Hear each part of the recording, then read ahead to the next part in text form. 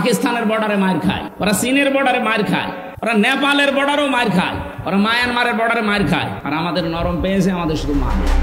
নানা সময়ে নানা বিতর্কের কেন্দ্রবিন্দুতে থাকলেও সাম্প্রতিক এক প্রচারণাকে ঘিরে সামাজিক যোগাযোগ মাধ্যমে মুফতি আমির হামজাকে নিয়ে নতুন ধরনের আলোচনা শুরু হয়েছে।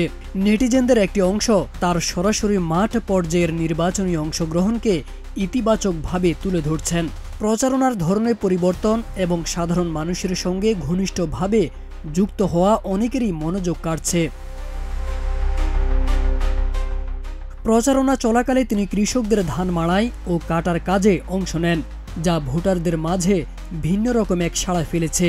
মাঠে গিয়ে কৃষকদের সঙ্গে বেশ কিছু সময় কাজ করার পাশাপাশি তাদের খোঁজ খবর নেন এবং পরে কুশল বিনিময় করে লিফলেট বিতরণ করেন।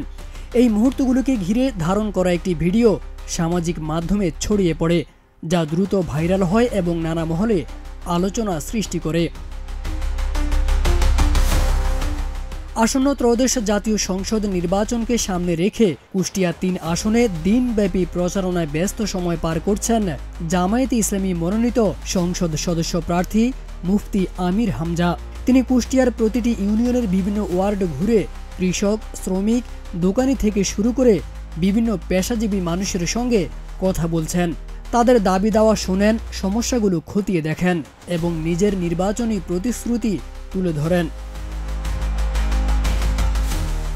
তার এ মাঠ ঘনিষ্ঠ প্রচারণা এলাকা জুড়ে আলোচনা থাকলেও শেষ পর্যন্ত ভোট দানের মাধ্যমে জনগণই নির্ধারণ করবেন তাদের প্রতিনিধি, এমনটাই মনে করছেন সচেতন নাগরিকরা।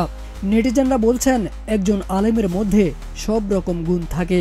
মসজিদের ইমামতি করার ক্ষমতা রাখে, রাষ্ট্র পরিচালনা করার ক্ষমতা রাখে, আর এটাই যেন প্রমাণ করে দিলেন মুফতি আমির হামজা।